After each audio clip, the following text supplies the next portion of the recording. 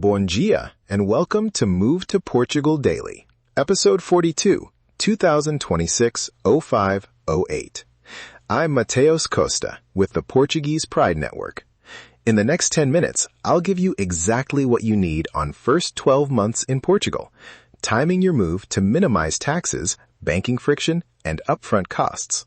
Let's run the numbers. Picture this. You land in Lisbon in January, keys to a light-filled Alfama apartment in hand, utilities on, the new year ahead. Now imagine landing in September. High tourist season just passed. You move in with different tax timing and a different cash flow profile. That single choice, January versus September, can realistically save you between 5,000 and 25,000 euros in your first year if you time residency, banking, and visa steps correctly. Today, I'll show you 3 concrete money scenarios tied to Lisbon, Porto, and the Algarve, and 3 immediate actions you can take. Here's the roadmap. 1. Tax residency timing. How the 12-month clock and split year rules affect your tax bill. 2. Upfront cash needs and banking. Exact euro figures for staging funds and avoiding FX losses. 3. Visa path and property timing. Golden visa alternatives and why buying too early can cost you. At the end, I'll give you a 3-step checklist, a common mistake to avoid, a quick listener question about pensions, and a link to download the first-year move checklist with Euro templates and a timing calendar. Point 1. Tax residency timing. The heart of saving money in year 1. Portugal's test of residency is largely about days and intention. If you spend more than 183 days in Portugal in a 12-month period, or you have a habitual residence here on December 31st, the Portuguese tax authorities can deem you a tax resident. That's the trigger. Now the practical example. Assume you have 60,000 euros of foreign-sourced income in the year you move. If you move on January 1 and become resident early, you may fall fully into Portuguese tax rules for that income. If you move on October 1 and can convincingly split the year, you may defer Portuguese tax on much of that income for the previous tax year, altering your Portuguese tax exposure by roughly 10,000 to 20,000 euros in this scenario. These are illustrative figures. Real results depend on income type, your country of origin tax treaties, and whether you qualify for NHR or have IFSC considerations. A few practical notes. The non-habitual resident regime, NHR, can still offer 10-year preferential taxation for many foreign-sourced pensions, employment, and self-employment income under certain conditions. IFSC, the regime covering certain indirect foreign assets, also matters if your assets generate income outside Portugal. Choosing Lisbon versus the Algarve or Porto can change your lifestyle costs and the calculus around tax residency timing, because living costs affect how long you can comfortably postpone moving and where you set your official address. Remember, these euro figures are illustrative. Consult a Portuguese tax advisor for a personalized calculation. Point 2. Upfront cash needs and banking. Let's be precise so you can stage funds intelligently. First, paperwork.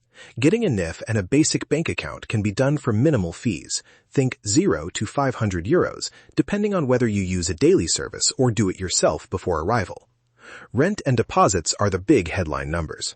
For a start in Lisbon plan, budget between 3,000 and 5,000 euros to secure a 1-bedroom plus deposit and first month. Porto trends a bit lower at 2,500 euros to 4,000 euros.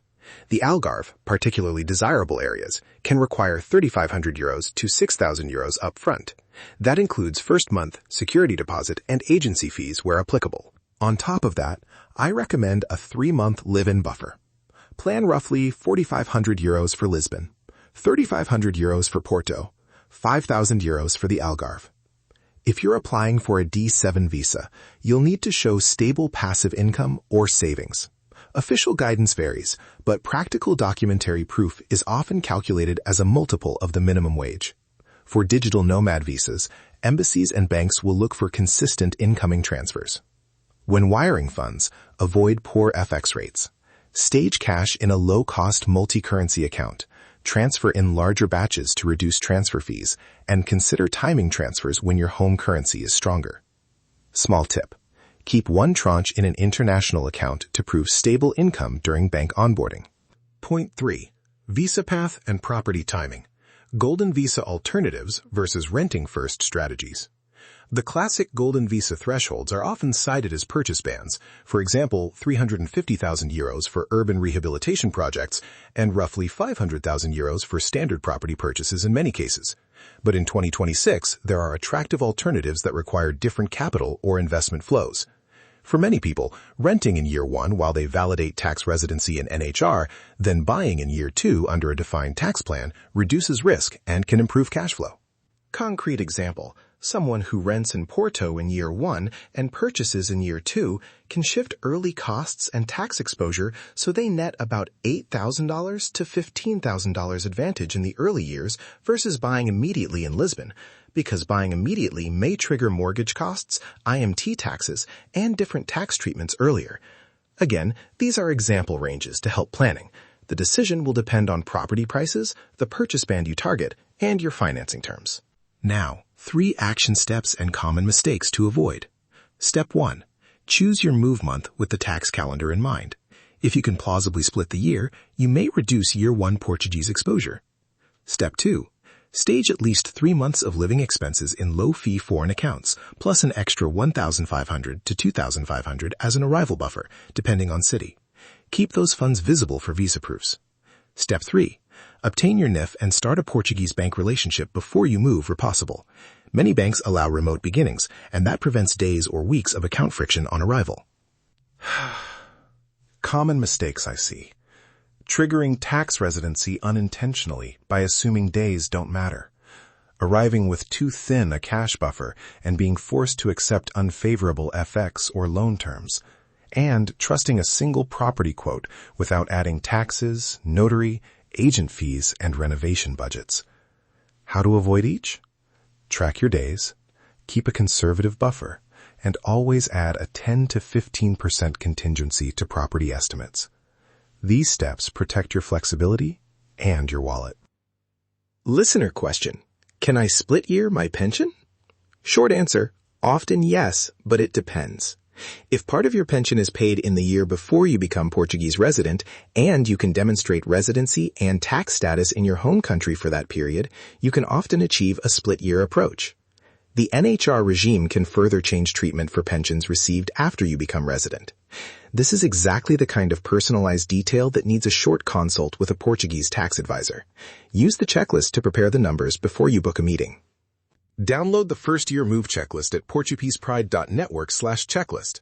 It includes Euro templates for rent deposits, staging funds, a timing calendar to test split-year scenarios, and a short list of vetted local accountants to consider. If you want the exact templates I mentioned, the Lisbon, Porto, and Algarve starter budgets, and a sample timeline to save between €5,000 and €25,000, they're in that checklist. And remember, these figures are illustrative. Consult a tax advisor for precise calculations. Recap. The single best timing move for most people is to plan your arrival month with tax residency in mind. Stage a conservative cash buffer in low-fee accounts and open your NIF and bank relationship before you arrive. That approach preserves options, reduces early costs, and avoids unnecessary tax surprises. That's your move today. If this helped, hit subscribe on YouTube and follow on your favorite podcast app.